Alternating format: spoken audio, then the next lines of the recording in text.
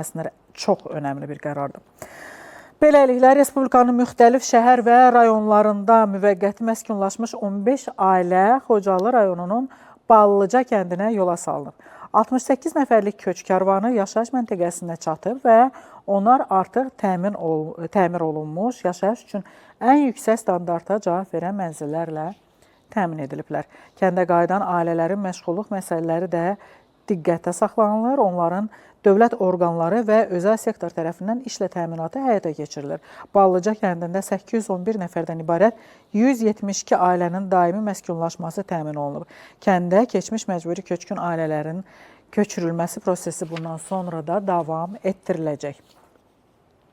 Xocalıdan 1992-ci ildə Qaşqın düşdük, Şəkiyə getdik, sonra Ağsu, Ağcəbəli, axırıncı dəfədə 2009-da Goranboy rayon Aşağı Kənd qəsəbəsində, indi bugün də Xocalının Ballıca kəndi.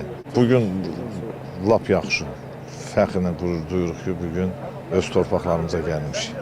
Hər birimizdə şəhidlərimizə borcluyuq. Allah şəhidlərimizə rəhmət edəsin. Biz buradan çıxanda bizim 5 nəfərdən ibarət idik.